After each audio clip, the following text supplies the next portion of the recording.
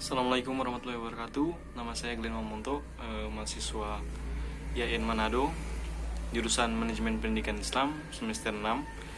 Jadi di sini saya akan menjelaskan sedikit, memaparkan tentang langkah-langkah evaluasi program.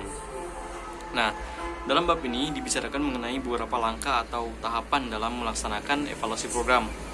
Secara garis besar, tahapan tersebut meliputi tahapan persiapan evaluasi program, tahap pelaksanaan, dan tahap monitoring. Penjelasan tentang langkah-langkah tersebut dapat dilihat dalam sebagai berikut. Yang pertama, persiapan evaluasi program. Nah, evaluasi program di sini terbagi menjadi penyusunan evaluasi, penyusunan instrumen evaluasi, validasi instrumen evaluasi, menentukan jumlah sampel yang diperlukan. Yang terakhir, penyamaan persepsi antar evaluator sebelum data diambil.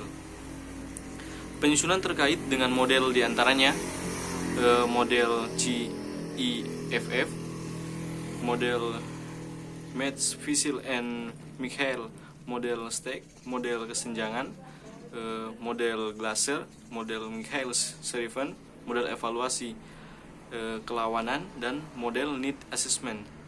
Langkah-langkah yang ditempuh dalam penyusunan instrumen evaluasi sebagai berikut.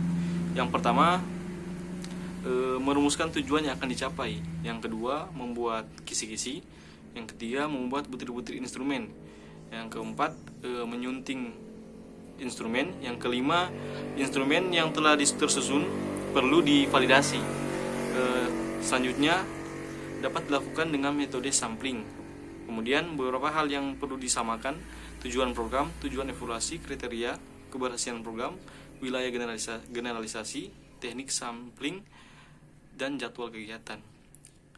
Bagian B, pelaksanaan evaluasi program.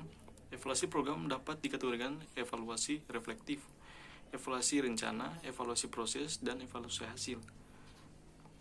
Keempat jenis evaluasi tersebut mempengaruhi evaluator dalam melakukan metode dan alat pengumpul yang digunakan. Dalam pengumpulan data dapat menggunakan berbagai alat pengumpul data, antara lain pengambilan data dengan tes, pengambilan data dengan observasi,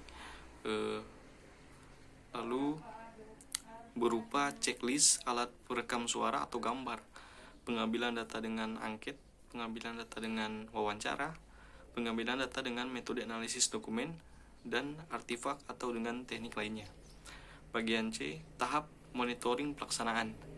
Monitoring pelaksanaan evaluasi berfungsi untuk mengetahui kesesuaian antara pelaksanaan dengan rencana program.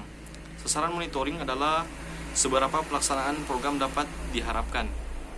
Jadi monitoring ini dilakukan untuk mengetahui seberapa tercapainya program yang direncanakan. Seperti itu, telah sesuai dengan rencana program. Teknik dan alat monitoring dapat berupa teknik pengamatan partisipatif, wawancara, teknik pemanfaatan dan analisis dan dokumentasi, evaluator atau praktisi atau pelaksanaan program, perumusan tujuan pemantauan, penetapan sasaran pemantauan, penjabaran data yang dibutuhkan, penyiapan metode atau alat pemantauan sesuai dengan sifat dan sumber jenis data. Yang terakhir, perencanaan analisis data, pemantauan, dan pemaknaannya dengan berorientasi pada tujuan monitoring. Yang terakhir, melanjutkan mengenai sampel. Ada 7 jenis sampel yang dapat dijadikan sebagai metode dalam evaluasi program. Di antaranya, yang pertama, proporsional sampel, stratified sampel, dan purposive sampel, quantity sampel, double sampel, area probability sampel, cluster sampel. Mungkin itu penjelasan untuk pemaparan sedikit dari saya tentang langkah-langkah evaluasi program. Semoga bermanfaat. Wallahul muwaffiq ila aqwamit thoriq. Wassalamualaikum warahmatullahi wabarakatuh.